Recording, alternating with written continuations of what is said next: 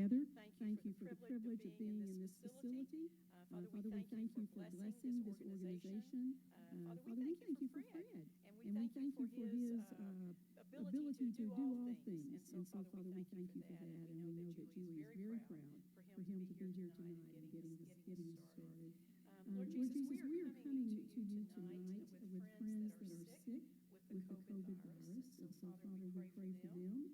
And Father, we lost a really good friend today, and that was Representative Ron Wright, who has fought such a battle against cancer and all sorts of illnesses and COVID and all these things that have happened. So, Father, I pray blessing on his wife, Susan, and on his kids and his grandkids and his many friends. So, Father, thank you for his sweet spirit and how he's fought all the way, Father, to be able to get to D.C. and to serve as he desired to serve. And so, Father, I thank you for that. So, Father, we ask your blessing on this meeting, on Jackie and on Mr. Riggs, and we just ask your blessings upon them. And thank you for the privilege of getting to learn new things. And in your name we pray. Amen. Thank you, Mary. All right, now for pledges. I've got Mr. Charlie here who's going to help me.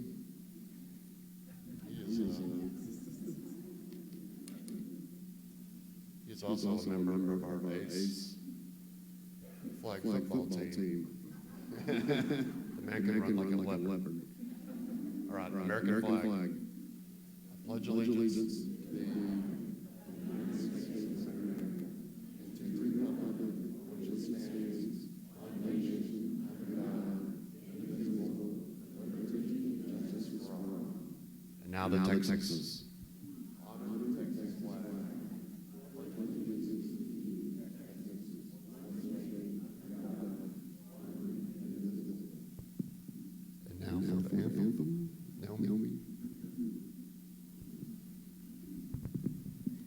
Oh, stay, can you see by the dawn's early light what so proudly we hailed at the twilight's last gleam, whose broad stripes and bright stars through the perilous fight o'er the ramparts we watched were so gallantly streaming, and the rockets' red glare, though bursting in air, gave proof through the night that our flag was still there. Oh, say does that star-spangled banner yet wave o'er the land of the free and the home of the brave? Thank you. All right. Now Abby's going to play our announcement video. Our lovely assistant Abby. Wave to the people, Abby. All right.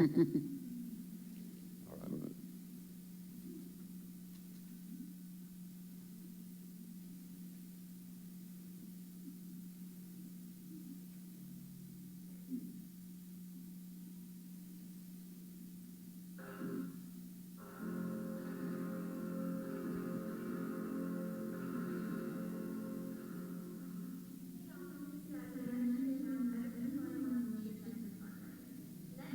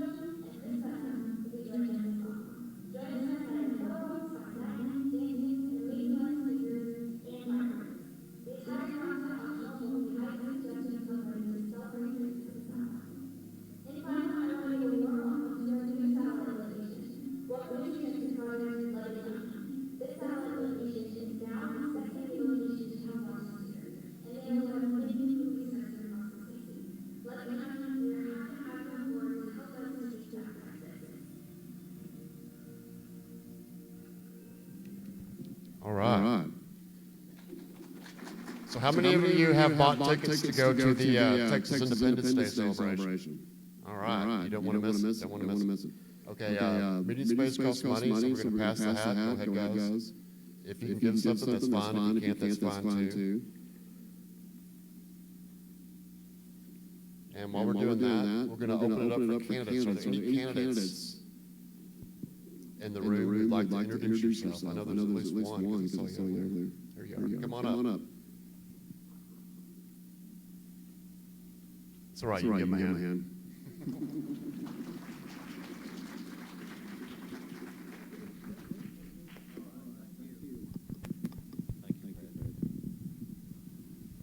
Good evening. I'm James Munford. I am the district judge of the 322nd District Court here in Tarrant County. That's the Family Law Court.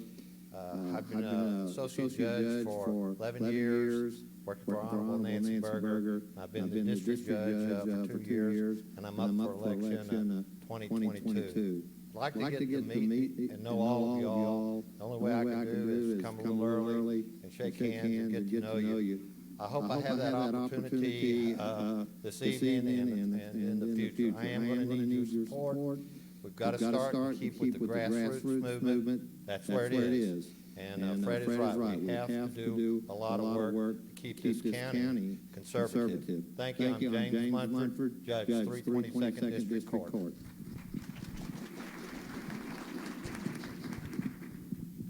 Good evening, everyone. My name is Randy Harton, and I am running for County Criminal Court number 6 in Tarrant County. We have 10 county criminal courts. Those are the courts that handle your misdemeanor assaults, DWIs, thefts, some small drug cases. We have 10 in Tarrant County, and 4 of our Republican judges are retiring in 2022. So we need to fill those spots. And I just feel called to be one of the people running for that. I'm a former prosecutor and current defense attorney in Tarrant County. I have a strong belief that we need strong judges in those seats that are going to follow the law, not use their discretion to dismiss things and let things go that they should be proceeding on. So I really enjoy your support. I appreciate it, and thank you very much. And if there's any questions I can ever answer, please don't hesitate to stop me on my way out. Once again, it's Randy Harton, and I'm running for County Criminal Court number 6. Thank you.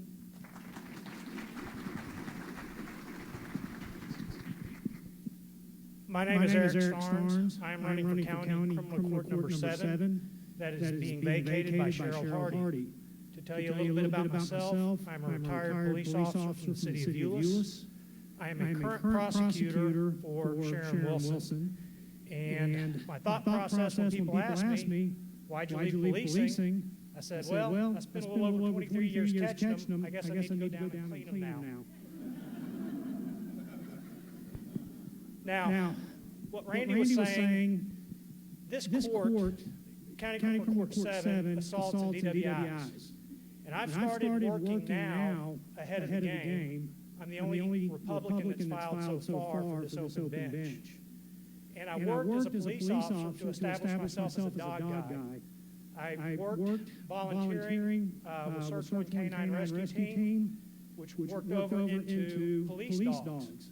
Well, I've been reaching out to my precinct chairs, and one of them called me back and said, well, I did my research on you, and you're a DWI guy. And I said, well, seeing how this is a DWI court, I don't think that's a very bad thing.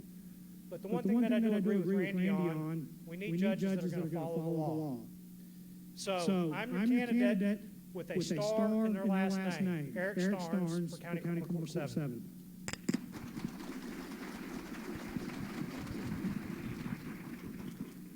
Hello, my name is Kenneth Newell. I am judge of the 233rd District Court, one of our family courts here in Tarrant County. Like Judge Mumford, I'm now entering my 3rd year on the bench, having completed 2 so far. Judge Harris was my predecessor on that bench, and he retired. We are working to take care of Tarrant County families to make sure that people who should have access to their children do, that people who are going through hard times are not assaulted at the bench, so that we can treat people and families with dignity that they deserve when they're going through their hardest times. That is our goal in the 233rd District Court. To make sure that people can be heard, make sure that their issues don't spill over so much into the children.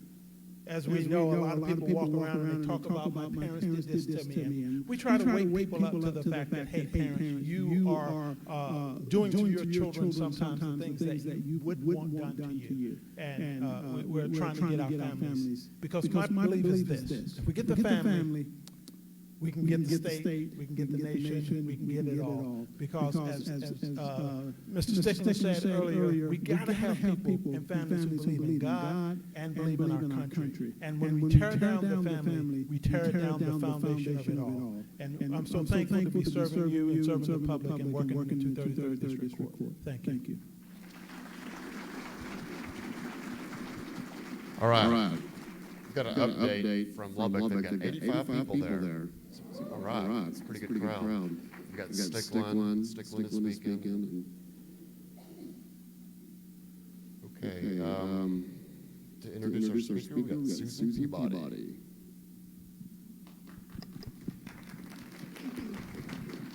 Good evening, everyone. Welcome. The mission of the organization Texans for Vaccine Choice is to protect and advance informed consent, medical privacy, and vaccine choice. The Executive Director of Texans for Vaccine Choice, Jackie Slagle, is with us tonight to educate us on the happenings of vaccine choice. Please welcome Jackie. Thank you.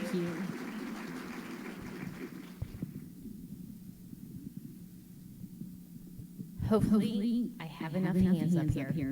I almost just lost all my stuff.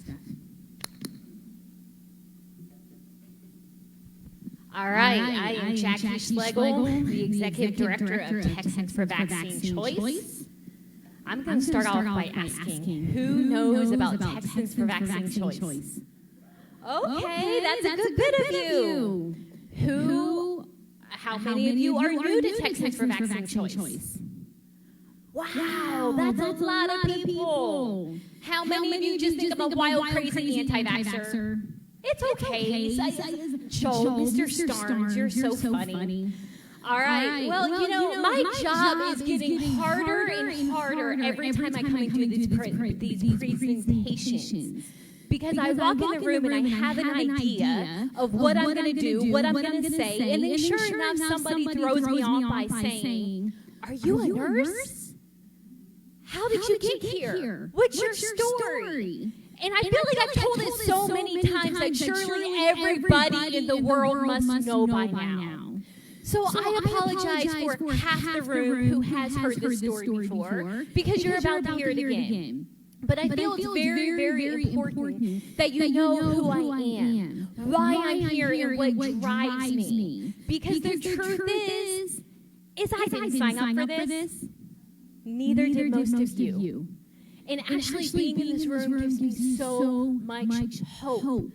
Because as I walk the halls of Austin, my God, those very, very lonely halls. Has anybody been into the Capitol lately? If you thought it was depressing in 2019, you should go try these days. But as I walk those halls and I think about why we're here, it gives me such great hope to know that there are individuals all across the state that do care about our rights, our liberties, and our freedoms. Because ultimately, vaccine choice for me is just the tip of the iceberg. We're not an anti-vaccine organization, despite what the media would tell you. We are here fighting for your rights to choose. And they want to make it out to be something that it's not. Why? Because once you are represented, you are very dangerous. You are dangerous to the entire agenda. So let's back up just a little bit here. You're going to have to keep me on track here because I'm going to get carried away. The way I like to do presentations is very interactive. So if there is something that you are dying to know that I am not getting to, then raise your hand, shout it out. I want you to leave here knowing about Texans for Vaccine Choice and what we do in this great state. Who am I? I am just a mom, y'all. I really, truly am. Not to give away any part of my age, but this journey started for me almost 20 years ago. I gave birth to a beautiful, healthy, precious little girl. I thought about all things in life. I thought about breastfeeding and sleeping and car seats and all things, but I never thought twice about the vaccine issue. Why would I? It's what any good parent does. You vaccinate your child. You keep them safe. And so I did.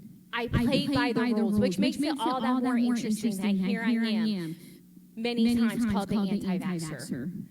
I vaccinated. I vaccinated abundantly. And when my daughter was 4 months of age, she suffered a severe, irreversible reaction to what we believe was her pertussis vaccine. We don't entirely know because she was getting 9 vaccines in one day. 9 vaccines in one day that have never been tested in combination for safety. Hopefully you can see this, but here she is. She's almost 20. She's permanently disabled. She'll need round-the-clock care the rest of her life.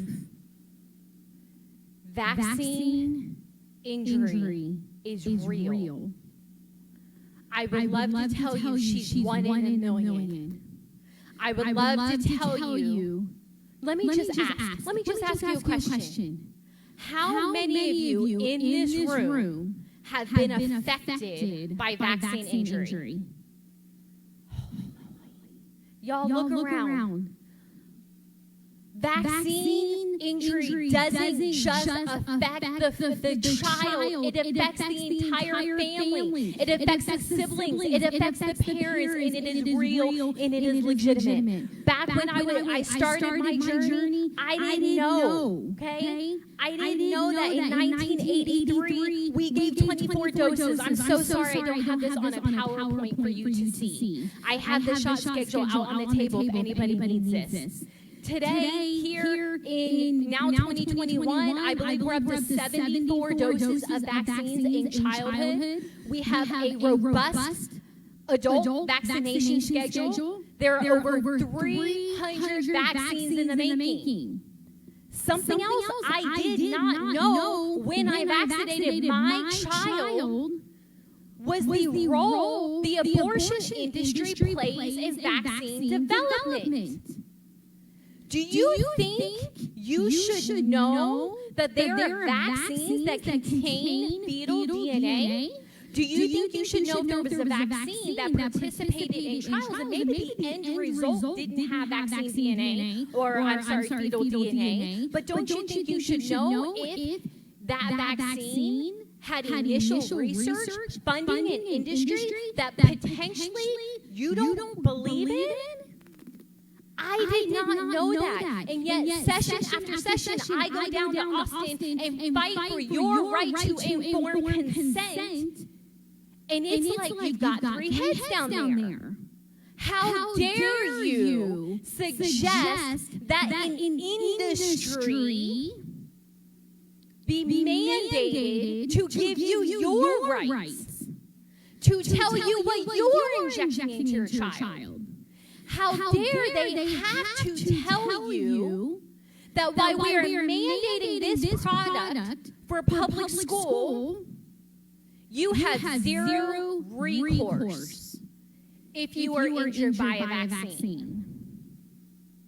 My daughter will need care the rest of her life. Let me put that in very, very just simplistic terms that most disability advocates really don't like for me to bring up. Who pays for that? Taxpayer dollars, including myself.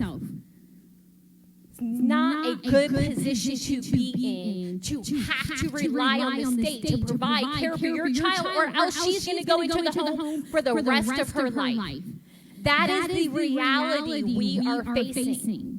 I have to say, 2020, although I think if I could use a word of the year, it would have been discombobulated, right?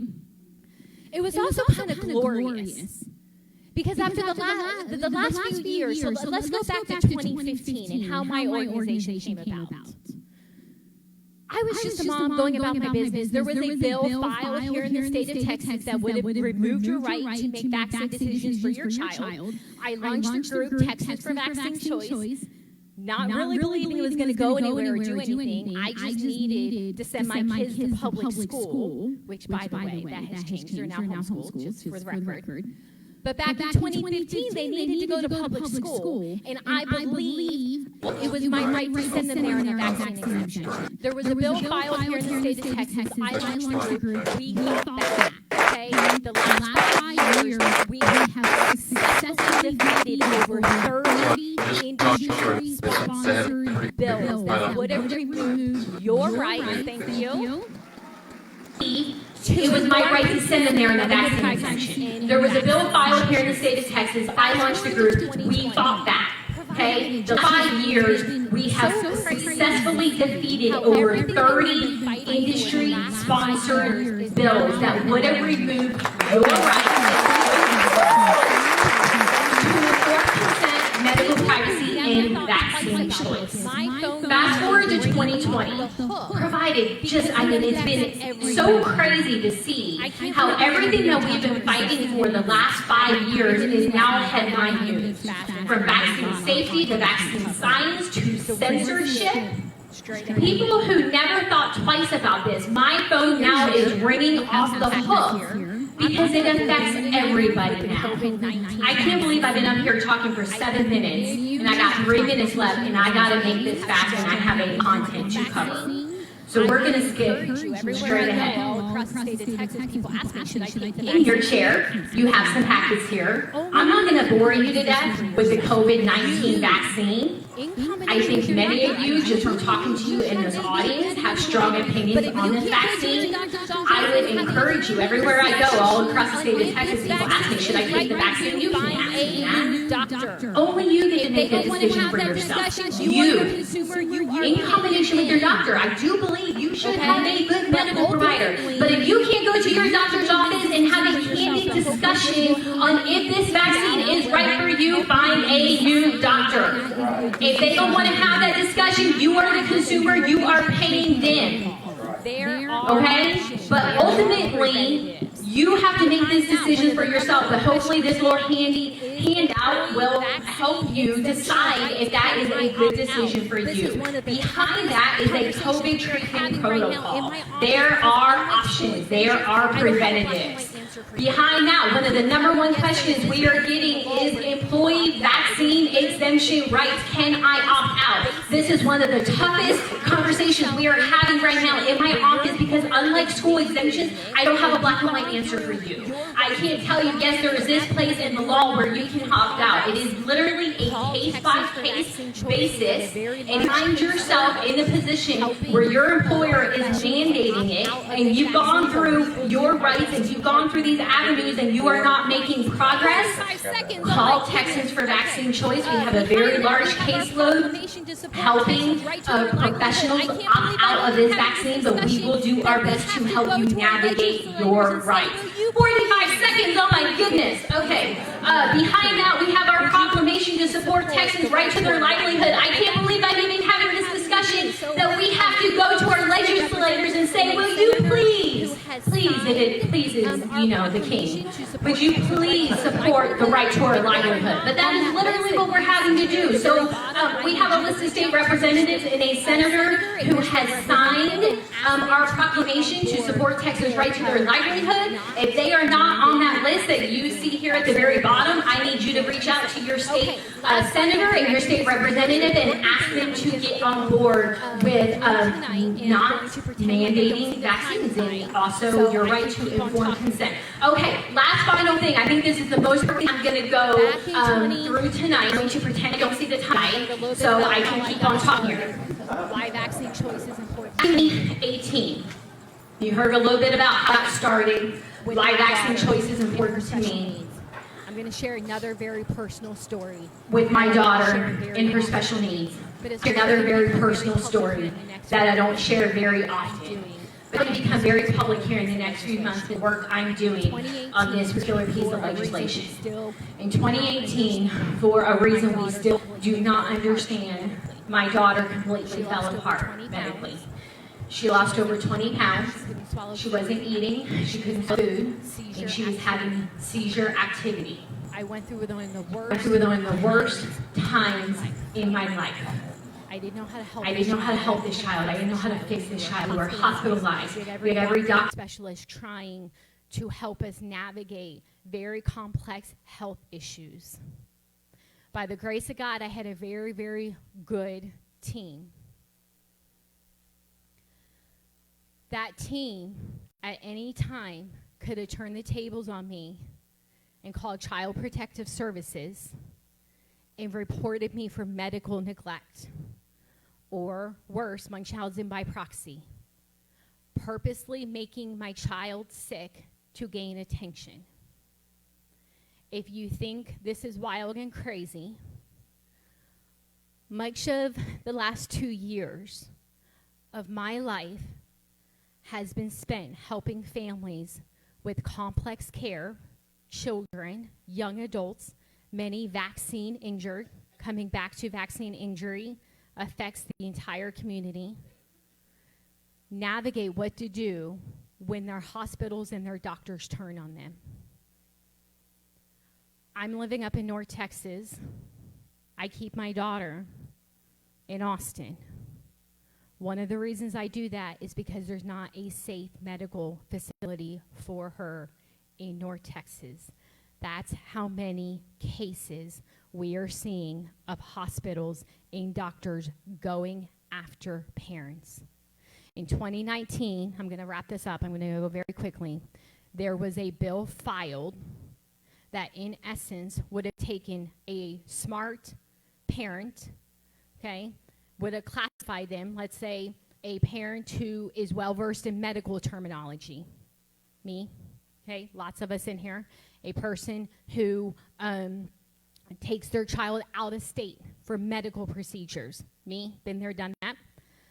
A parent who seeks a second opinion. Well, I don't just seek a second opinion. I seek 3, 4, 5, 6, 7, however many it takes to get the answers that I need. But it would have taken all of these little, what they call red flags for this condition of purposely making your child sick to seek attention. And it would have made it easier to prosecute and put parents like me behind bars to make it a felony. I know this sounds wild and crazy and out there, but this bill was filed, and I went and I testified, and by the grace of God, we were able to defeat it. But if you look back at that testimony and everything I warned could happen, literally played out in the following weeks in that summer of 2019 in the Drake Pardo case. Anybody familiar with that? Okay. This is why this legislative session, despite all of our typical bills to protect and advance informed consent, medical privacy, and vaccine choice, we are working on the medical protections for families. We have this bill drafted. We are seeking authors for it, but I'm going to ask you to get on board in asking your reps and your senators to be a voice for our families. We have suffered enough. Enough is enough. Vaccine injury is real. It has made our children sick. It has made our family members sick. And we don't need any more headache than to end up in a court system just because some doctor doesn't have answers for why my child is sick. Your call to action, the very bottom here. Install the Texans for Vaccine Choice app. Yes, believe it or not, we now have an app to keep you connected. Proclamation, reach out to your state rep, your state senator, and ask them to sign that. And we now have a podcast, Naturally Nourished. that recently hosted Team TFBC, and they are doing a donor match up to $4,000. So we invite you to listen to their podcast, and if you feel compelled to donate to Texans for Vaccine Choice, please do that. This probably was not the talk you were expecting tonight, but I hope and pray it opened your eyes a little bit to the issues that we are facing here in the state of Texas, and we need your help for. Thank you.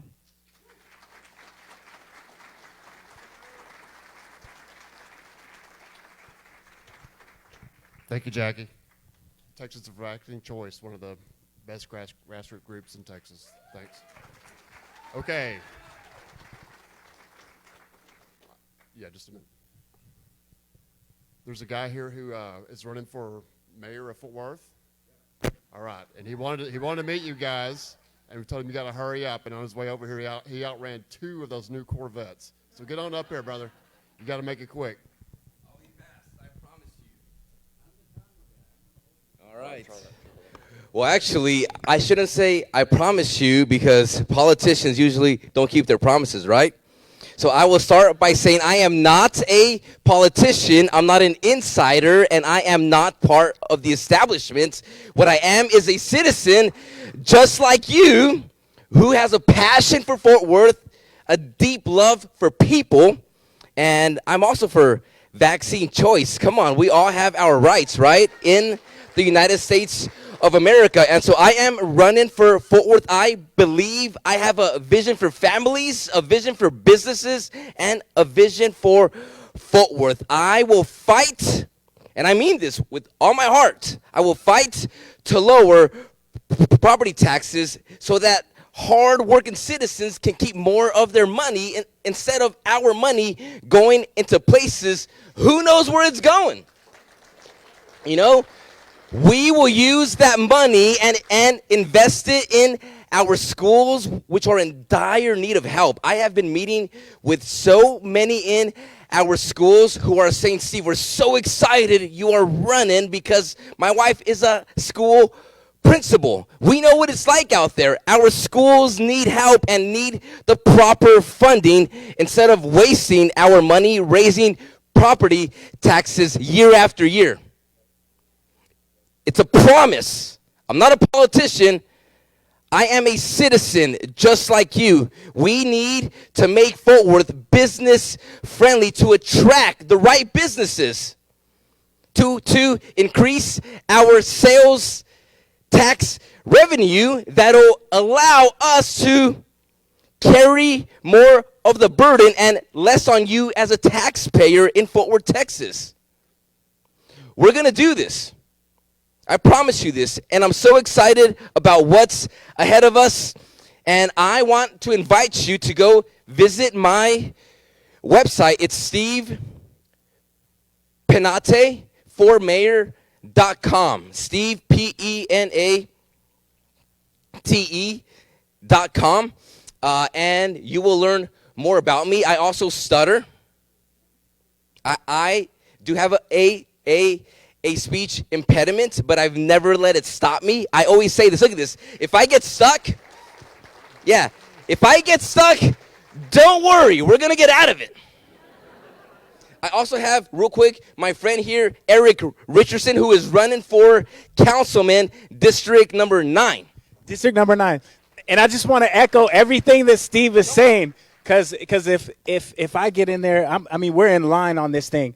And so Eric Richardson, I'm running for council, District 9 in Fort Worth. And I just want to say this. If you were wondering, is the next generation going to stand up and hold conservative, godly values? We're here. Don't be surprised that we're here.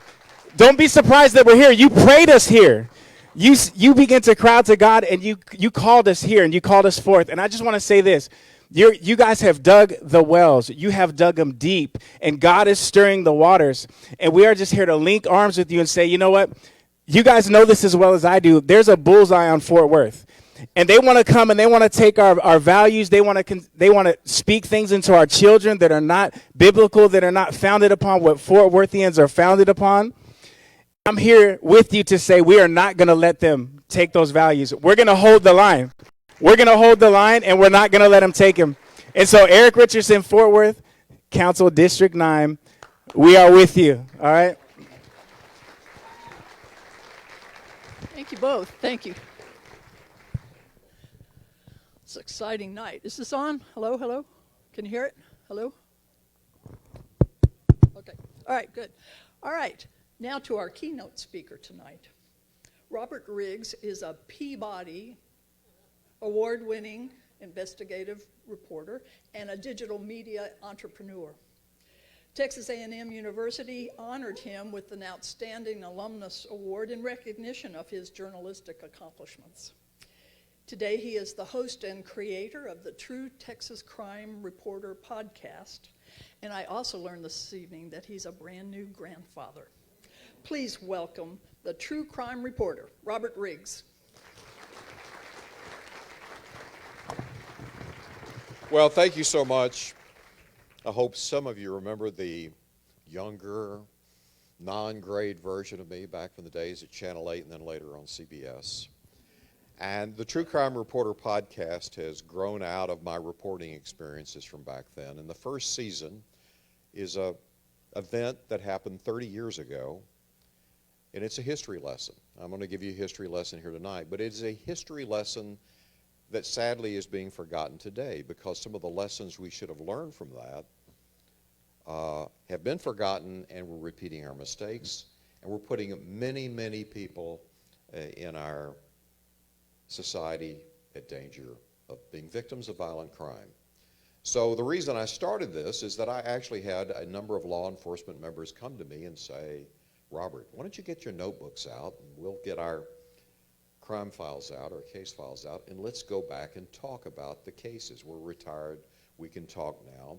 And my other reason for also doing it is that in podcasting today, true crime is the big popular category, particularly among women. Women love it. The market is 70%. But when I researched it, one of the things I found was that you don't hear from the officers. You don't hear from the investigators. There's kind of a regurgitation of what people are reading in books and online and on Wikipedia, but you don't hear from the men and women who've been on the front lines. And I thought this was a time when you really did need to hear from them because of what's happened to their reputation, the broad stroke that they're all being painted with, that they're, that they're trigger happy, that they're racist. So I wanted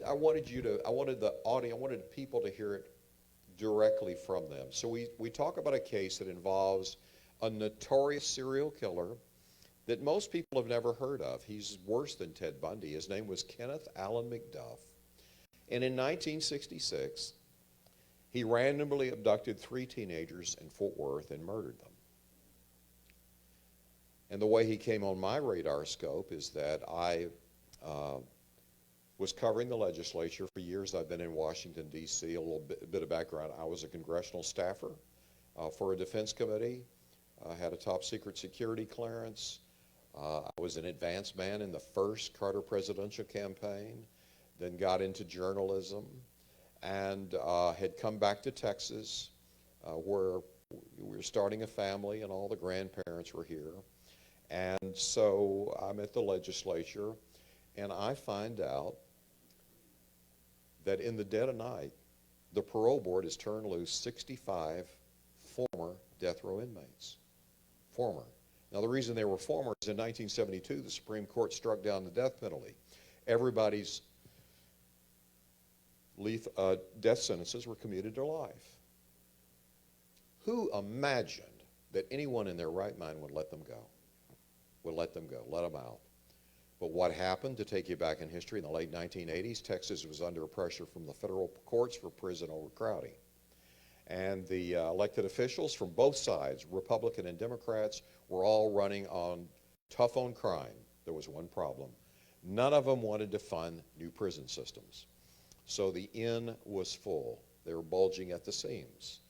A federal judge was threatening to take over the system. And rather than step up with a solution, they started releasing inmates at the rate of 150 a day. Yeah, 150 a day. And so when I got here, I noticed that on the evening news everywhere and in the newspapers, it was just as, it was bloody carnage. And I thought, oh, this is the old adage, if it bleeds, it leads in the news media, you know, it's titillating and all. But I began to realize, oh no, this is real stuff. And I remember one case really struck me, was that a mother was at a stoplight.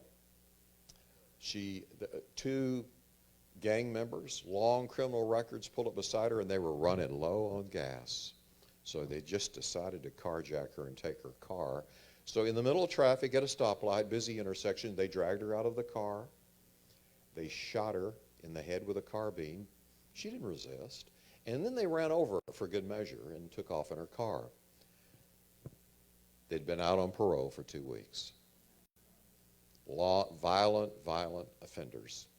So what I came to find out was that these 65 former death row inmates had been released, and one of the things that popped to the top of the list was an inmate named Leonardo Lopez. Leonardo Lopez had abducted 5 sheriff's deputies that were trying to serve a drug warrant, and he and his accomplice took them to the Trinity River bottoms down in downtown Dallas, lined them up and executed them.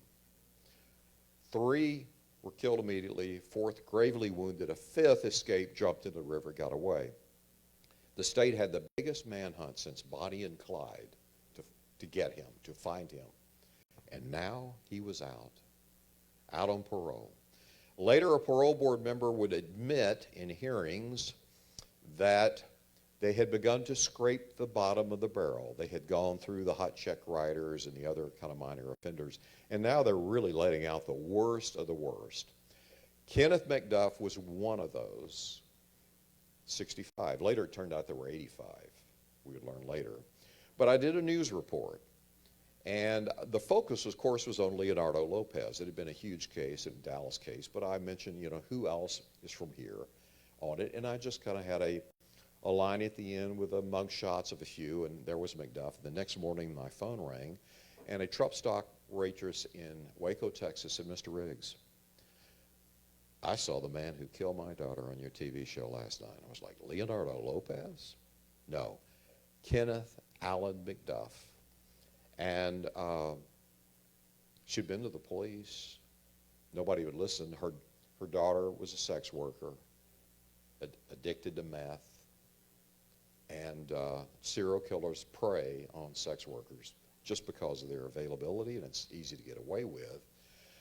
She had actually confronted him. Couldn't get anyone in law enforcement to do anything until she had found a federal prosecutor there named Bill Johnston, one of my heroes. He's like out of the frontier west, and 2 U.S. Marshals, the McNamara brothers. Google them. Parnell McNamara is today the sheriff of McLennan County, and his family, they go back to the turn of the century in U.S. Marshals in Texas. They have seen it, done it all. I mean, 2 really dedicated people. Unfortunately, his brother Mike passed away recently. But these 3 men took it on themselves to find Kenneth McDuff because other women were disappearing in the middle of the night. A truck at a convenience store, a pregnant mother of 2 kids, vanished. No sign of her in Waco. It was on I-35. And McDuff's car was found nearby, abandoned. And first off, they couldn't believe he was out. They thought this must be some mistake. They knew his history. And as one of them said, you know, you don't have to be a genius to figure out that McDuff must be involved. It's like Jack the Ripper is standing at the end of the alley with a bloody knife, and here we are. In the course of this, I was already investigating how these people got out of prison. And so my paths, our paths crossed, you know, because I was up in Waco talking to this mother and all. And so we kind of became linked together. And so what I've done, I dug up corruption in the system. There were lots of inmates paying bribes to get out. There was also the political corruption in that they were releasing these people in the dead of night. And so True Crime Reporter is a 17-part episode that will take you through that story from his original murders to the corruption to his execution to them just before he's executed, literally tricking him into revealing the location of some of his victims' bodies, although they think that there are dozens and dozens and dozens more that we'll never know about. But you will get insight into the mind of a psychopath. Kenneth McDuff, had anybody ever heard of him? I'm just kind of curious. Oh, okay. So along the way, I had a lot of help from two of the original FBI profilers. Has anybody seen Mindhunter on Netflix? Mindhunter is loosely based on the life of John Douglas, one of the original FBI agents who started the unit. Actually, I ended up turning off the show because Hollywood and what they call their creative license took it off on this crazy trail of, which is not true. It's just like, why did you have to do that? I mean, it's a great story about these people. But one of the profilers was named Roy Hazelwood. Unfortunately, Roy passed away a few years ago. And Roy's specialty was sexual predators. That was his specialty with the profilers. And as a little background, if you don't know, the profilers, they went into the prison systems and began interviewing the serial killers, the serial rapists, the serial child molesters, and they were, in their research, able to really begin to build a psychological profile of what these people were made of. And interestingly, most of them like to talk about themselves, and you'll see that in Mindhunter. So they were very, very helpful to me. And one of the things that I learned along the way from Roy was that McDuff was what he called the great white shark of serial killers. The most aberrant, the most devious, the most sadistic of them all, and the most difficult to catch. And so the world in the McDuff is worse than Bundy, way worse than Bundy. Now, Bundy got all the media attention and everything, and McDuff sort of dodged the bullet on media attention because when a number of his crimes occurred, there were bigger events. In 1966, when he did that horrible, horrible crime in Fort Worth, of which he became known as the Broomstick Killer. The reason he was known as the Broomstick Killer is that the young teenage girl, he violated her with a jagged broomstick and then broke her neck with it. But the thing about McDuff and why he was the great white shark is that there's total remorselessness, no feeling whatsoever, and he enjoys inflicting pain and torture on his victims and deciding when they will die. So he would keep his victims alive for hour after hour. His profile of the victim was a petite brunette woman. And this would go, so they would abduct, and it would go on for hour after hour. I always had visions, and so did the marshals and all that worked this case, that these poor, poor women must have prayed to God just to take me. I can't go on any longer. Take me. So we'll take you through all of this. It's been an interesting journey because at the beginning of launching this, the Defund the Police movement started. And so I was doing a lot of research, looking at other podcasts and what they do. And here's the shocker. Here's the big shocker. I started looking at their Twitter profiles and they all had the hashtag defund the police. And I'm like, well, wait a minute. You're making money and you're building an audience off of things that police did. You know, it wouldn't exist. So that's been very, very widespread. And so, you know, I've run into other obstacles. So we use Facebook advertising. And so we had an ad that we put up. And you do the ads because you're trying to build your audience. And so you got to get approved. There are, by the way, it's really hard to figure out what the rules are. And I'm telling you this now because of the controversy we're seeing about the social media platforms taking down accounts. And it wasn't just President Trump. They've taken down tens of thousands of accounts around the country that you don't hear about. I've heard of business owners because they, on their business Facebook pages, expressed concern about the credibility of the election, the outcome of the election. Boom, they lost their Facebook account.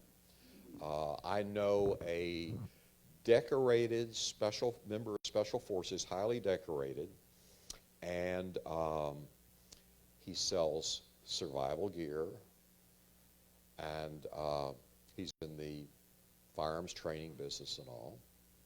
He woke up one morning and his Instagram account was gone with 50,000 followers and no explanation. And he did a very moving video in which he said, look, I'm not some gun nut on the right and I'm not on the left.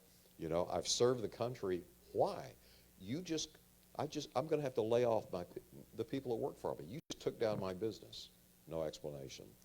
In my case, we ran into a problem that one of our ads was about the episode about the execution of McDuff. Interestingly, McDuff is the only man in Texas history to receive 3 death penalties. He skated on the first one because of the Supreme Court, but this time around, they tried him twice as an insurance policy, just to make sure that he never got out. But what we ended up running into is Facebook. We don't know who this is because you can't get a person on the phone at Facebook. But what the ad kept getting rejected and rejected. So what we figured out was that there were three words they didn't like: death penalty, death row, lethal injection. That was it. It just didn't kind of fit. I'm trying to think how we usually describe them. It was just like, yeah. So I just want to inform you that kind of thing is really going on a scale wider than any of you realize. I've got a friend that was my producer at CBS. He writes on border issues for the Center for Immigration Studies, which has been called a terroristic organization. I mean, they've been in business 30 years talking about border issues. And he woke up and literally by the thousands of his Twitter followers were gone, no explanation. So I think this is an issue probably this group needs to know about, you'll be sensitive to. So now then, back to the Kenneth McDuff story, the history lessons. Today, we're repeating history with what's called around the country bail reform, lenient bail.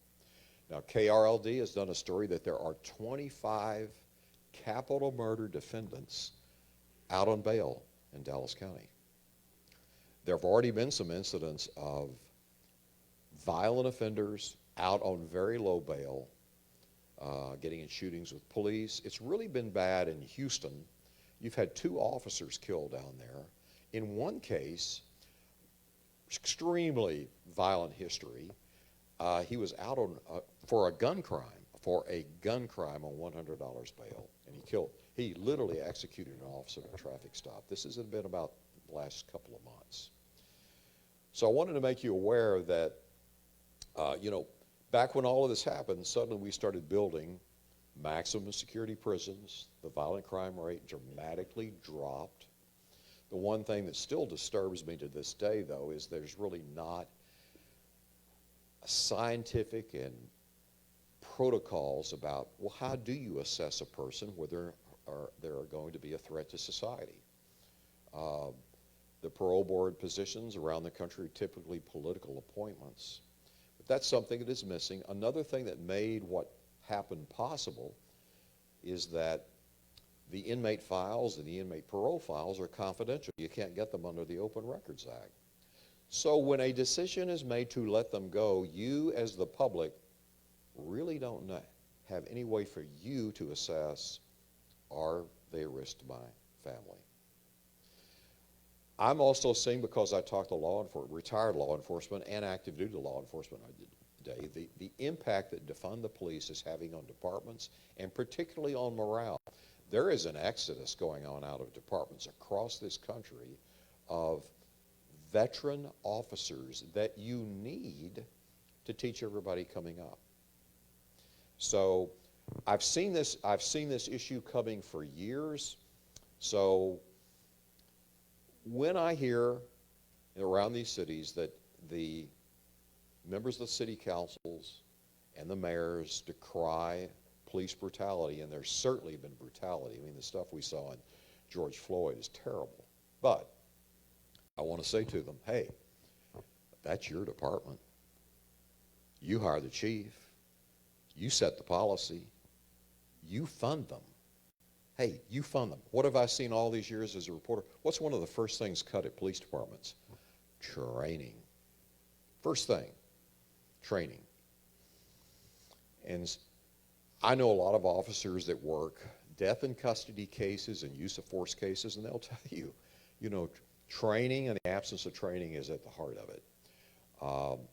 There used to be a day for state troopers, and I've got good friends that are retired state troopers, in which they got background checks that were really kind of similar to what I had to go through when I got a top secret security clearance. I mean, they went out and talked to their high school teacher and people they'd worked for in high school and college and stuff, and they really were able to separate out who is right for this job. But we don't spend the money on it. And so when I hear they're taking money away to give it to social workers and all this, I'm like, wait a minute. You don't have enough money for the training right now.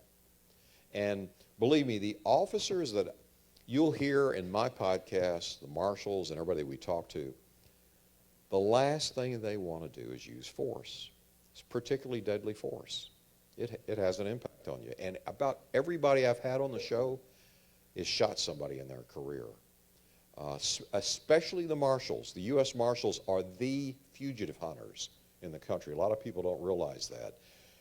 They are the ones that are out there serving the warrants and hunting down the people that don't want to be found. And we just saw this incident with the FBI agents killed in Florida after what? A child pornographer. So I want to leave you here with something from Roy Hazelwood's book. Roy came out with this book in 2000. But Roy was always asked about what he thought the future was, because he worked so many of these cases. Police departments across the country would call him in to help solve child abduction cases, serial killer cases. So hold that for a minute. We found the page here.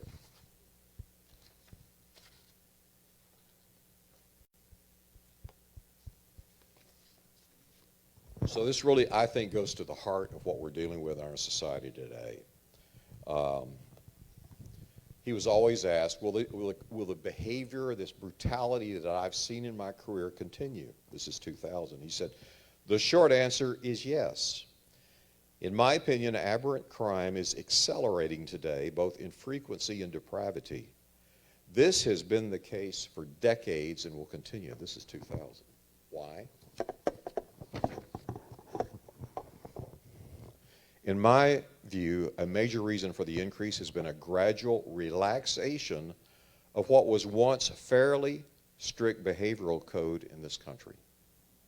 I think all of you know what I'm talking about, the lack of accountability, and we've all seen it. Experience has taught me that criminal behavior tends to reflect what society at large considers normal or acceptable. So is it acceptable to release violent offenders without a history for gun crimes on $100 bail, or death penalty defendants? I mean, if you're waiting for your trial on capital murder, there's only two choices for the jury. Well, three choices for the jury: not guilty, and you rarely see a case, the prosecutors take a case like that in where there's a doubt, or life, and life means life for a capital murder case. And that sentence was passed as a result of McDuff and the scandal over McDuff being out, or execution. But they're out. And you know what they'll tell you? Oh, Mr. Riggs, they're on electronic monitoring. My years in the prison system, there is not a craftier bunch of people that know how to get out of the monitor. But here's the other deal. Hey, we're defunding the police. Who's going to go get them? Who's going to do that? Are you even, you're not even going to know, even if you hear it. You don't have the, you think you're going to have the people to go out there and get them? No. So, another reason he thought was the increase is in what he called bizarre and violent sexual crime is technological. The internet was coming of age. And I'll never forget, in 1999, I was with the FBI agent in charge of child pornography investigations. And he was extremely alarmed about what the future was going to be. He could see it coming with the internet. And he said, the problem is going to be this. Right now, these individuals are all kind of, they're isolated and there's a stigma. But once we have the internet, they can congregate together and they can all justify to each other what they do and say it's normal and share. And we're seeing it. We're reaping it. And we have 2 FBI agents, imagine, killed by a child pornographer. 3 others wounded. That's the state of things. So all of this kind of goes deeper. I really, after all, there was a time I'd been in every maximum security prison in the state and talked to the worst of the worst, everything from the hitman for the Aryan Brotherhood to serial child molesters. You know, there had been to tell you how bad it got, and again, it's a reflection of society, and I think our schools are reflecting it, is that there was a day when the Texas prison system was self-sustaining. Prisons used to be called farms, prison farms, and they still have thousands of acres, and they would grow their own crops and cattle and everything else. But one of the things that started happening is the prison population was becoming so hardened, and that's the way the wardens described it to me, hardened and hardcore. There's not a lot they could put out to work in the fields anymore, even with armed officers. They just could not take the risk of letting them out. So anyway, I hope you'll listen, True Crime Reporter. It's on all the podcast channels.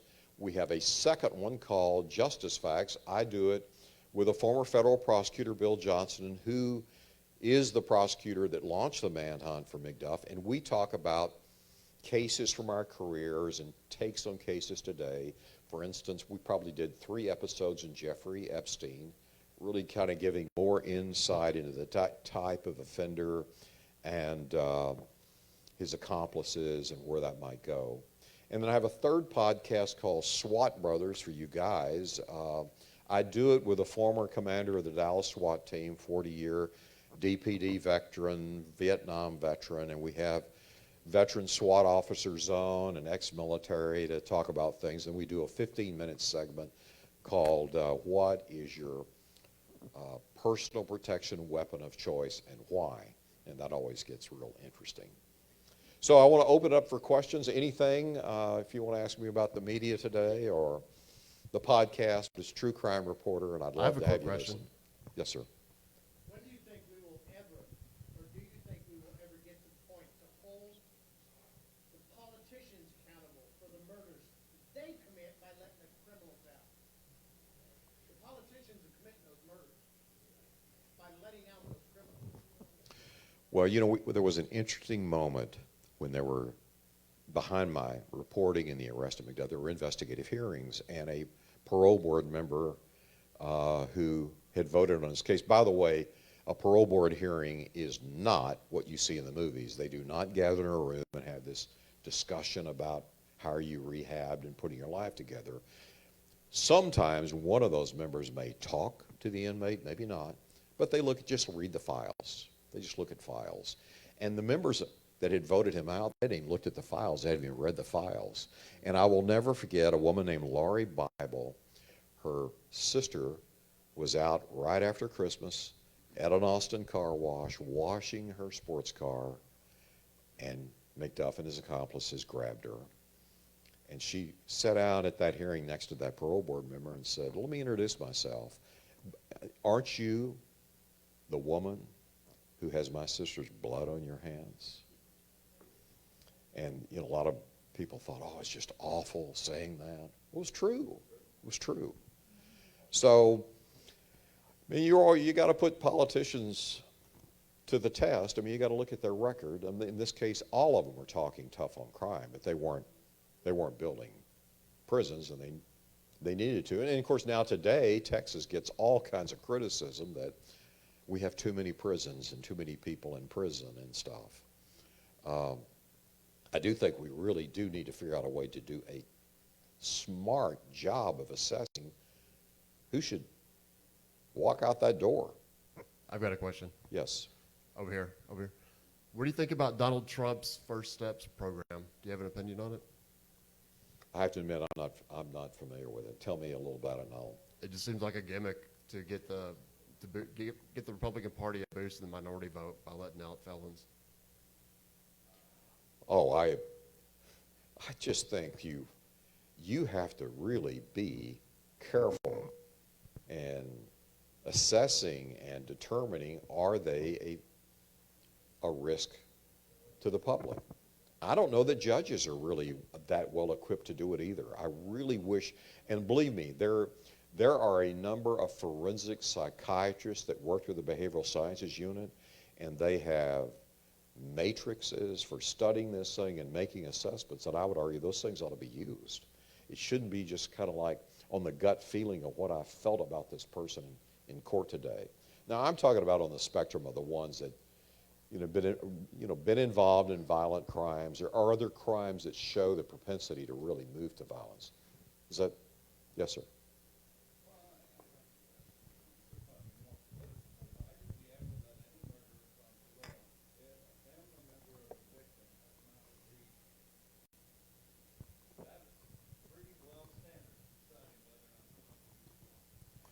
Well, unfortunately for you, the victims' families get left out of this equation. Fortunately, we have had changes in the state where the victims can stand up and make a statement. Don't get to say it to the jury, it's after the fact. And they are allowed now to view the executions. And if you talk to my friends up east and out on the West Coast, they were like, "Oh, here, this is just vengeance. It's just awful. Vengeance." I went, no. You haven't talked to these families. I've been there a number of times, and if you talk to the families, and I'll give you a sample of McDuff, there were a number of victims' family members in there, and here's what they say. "I just wanted to know that no one else will suffer like I did. I just want to know this can't happen again." That's what it's about. Yes, sir.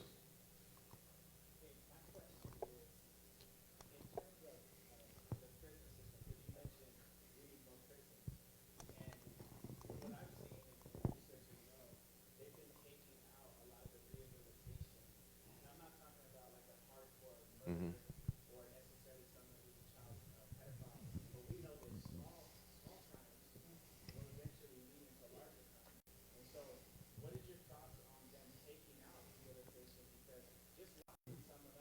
Yeah.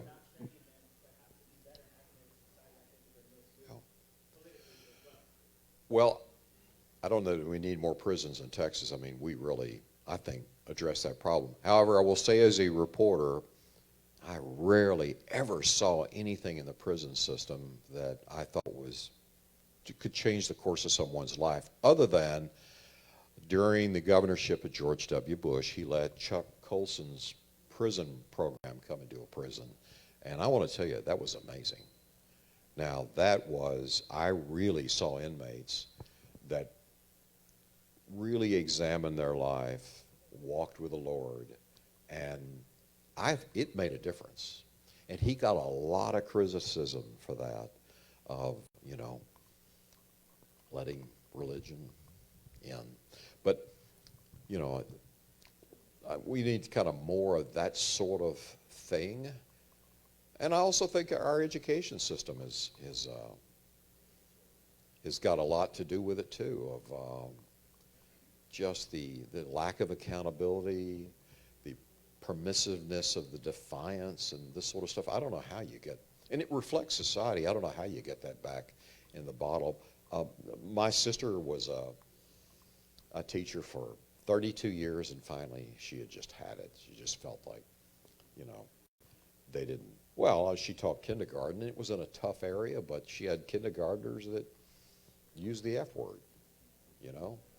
And if you disciplined and intervened, you had parents come up on your back. I mean, who ever heard of such thing? You know, I was reminiscing the other day online with some of my high school classmates, and we had a coach, one of the coaches, Coach Lively, I'll never forget him, taught algebra. And you had to go to the blackboard and do equations and everything. And if you didn't do it right or you hadn't done your homework, male and female, an eraser would come flying and hit you in the head. Yeah, and guess what? Boy, that was an incentive. You did, did it hurt? No. Was you humiliated? Yes. Can you? And we were all talking about, and I even said, boy, that really got me ready for high math and engineering at A&M. But can you imagine if they'd prosecute them, simply for a felony? Or can you imagine the outrage over that? We've lost our common sense. Yeah. So I just kind of, you know, there was some good stuff from the past that worked. Yes, ma'am.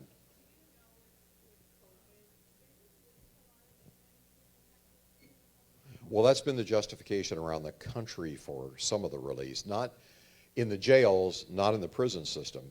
Oh, by the way, speaking of COVID, the CARES Act did a story. No major media picked this up. Finally, Fox did a little thing on it, but I did a story that, guess who's getting stimulus checks? Inmates.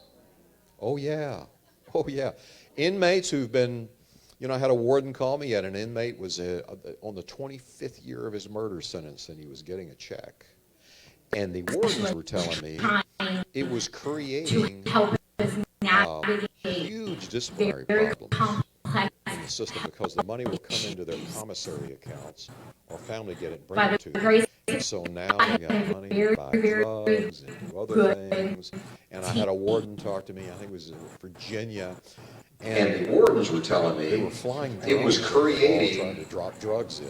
Huge disciplinary problems for the buy the drugs in the system because the money will come into their commissary accounts. I hope they took care of it.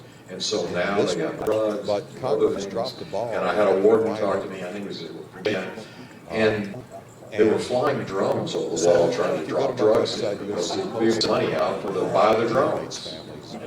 I hope this is not, I hope they took care of this in this one, but Congress dropped the ball and let it open. It's not like they lost their job. So if you go to my website, you'll see posts there by. But it's crazy. It's just crazy. Crazy stuff like that. You know. Yes. That I basically, what do we do here? You know. I'm not up to speed. It's not like they lost their job. You know that after. So, but it's crazy. It's crazy. Some crazy stuff like that. Way more. Yes. How do you feel like? But listen, as time goes on, I'm not. But I do know that after I've got a case. There were a lot of reforms. And it's series way more difficult. But listen, as time goes by, people forget. I've got a case coming out, and a series of students who would have done. He would go for test drives and have done the salesperson going down. 3 sisters had religiously been on his case for going down. Because he is eligible. Religiously going down and oppose it. They're afraid. Okay, we go. They're also afraid. Because he is eligible from the old laws. They're afraid, okay, we go every year. The victims continue to find us. What happens? And that's the other sad thing about it, is that the victims year after year and live in fear. I want to look into Nothing in the criminal justice system is pushing 28 years. Dealing with parole officers has probably been the most difficult. When I first graduated with the DA's office, I had a guy that was on a 40-year and paroled at 20, and he assaulted 2 females right out of gate. Yes. I got max for second rolls along, parole officer says, nah, we don't want him back, you got a job. There you go. There you go. Well, and this is where you all want to reach out to your representatives, state, and just ask them, how do you stand on the parole system, you know? Because it kind of gets lost, just gets lost in it. Yes, sir.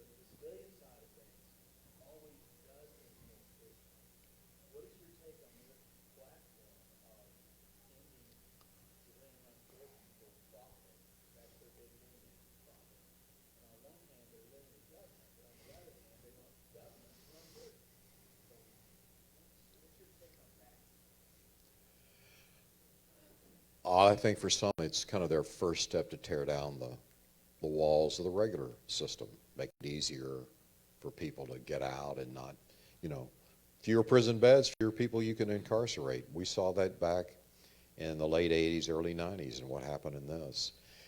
And, you know, listen, the private prisons, they're subjected to the same standards and use of force investigations that everybody else is. And because they're private, they probably do. I mean, I know some officers who they do those cases, and because they're private, they probably are more attuned to it and concerned about litigation, so they're more thorough in looking into these cases. So it just doesn't, you know. I'd ask the libertarians, well, what are you going to do? What are you going to do with all those people in there? Because there's no place at the state for them. Most states, there's no place, you know, but the street.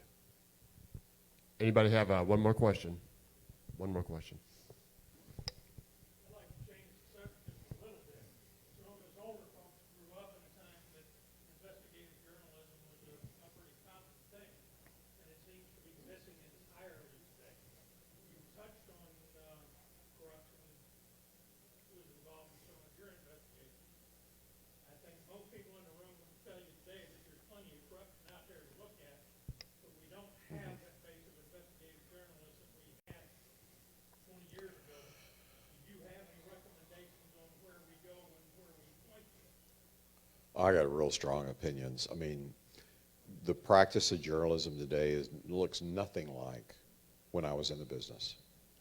I'll give you an example. So I covered the White House with President Reagan and George H.W. Bush, Daddy Bush. And you respected the office as a reporter.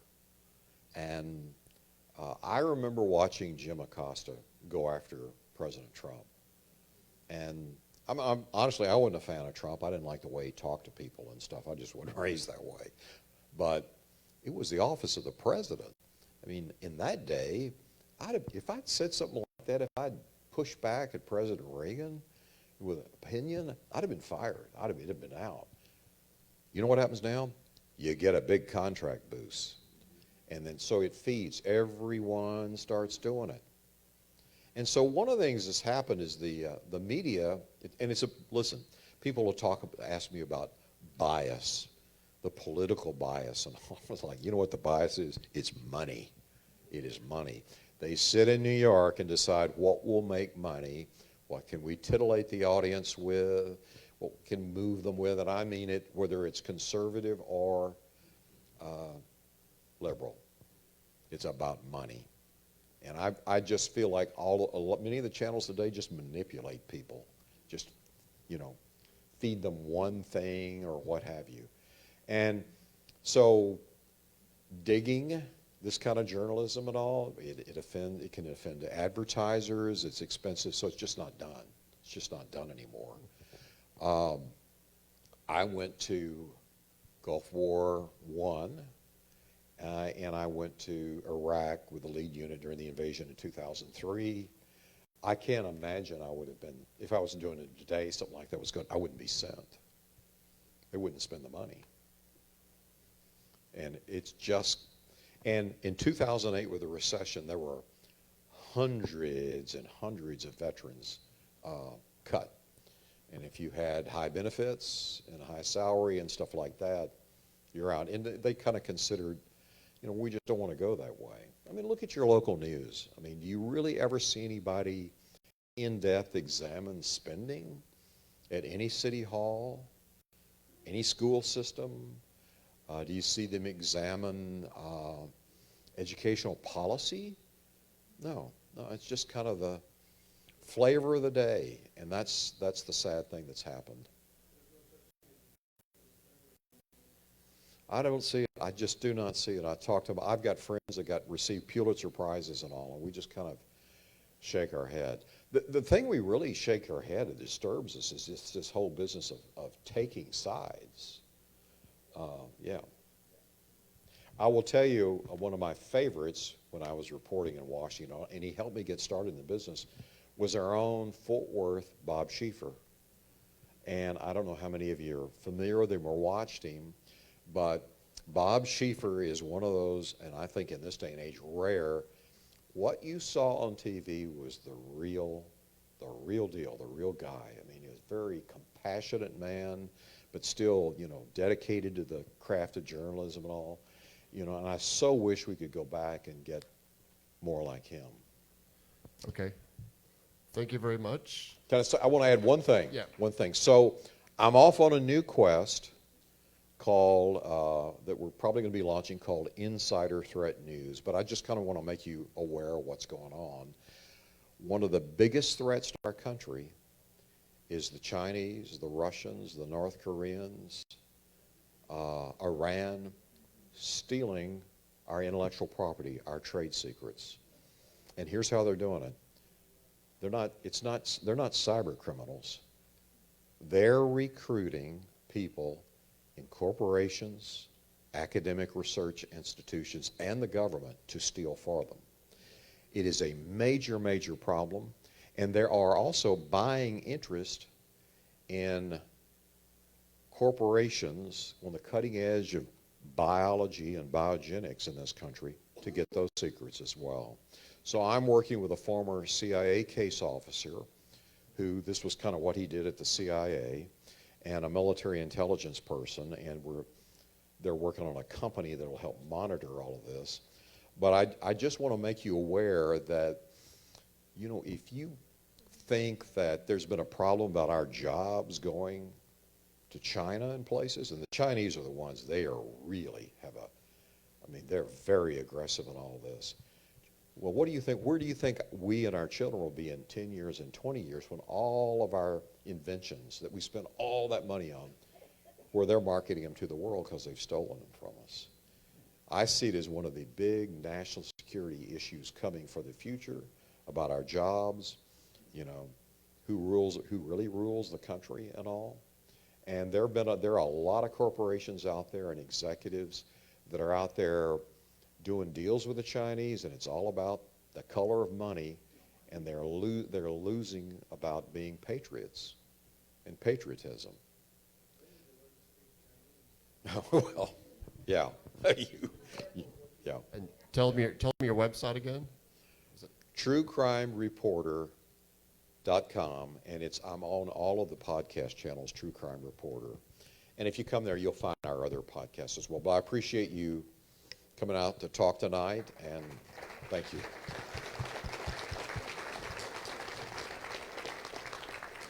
Thank you.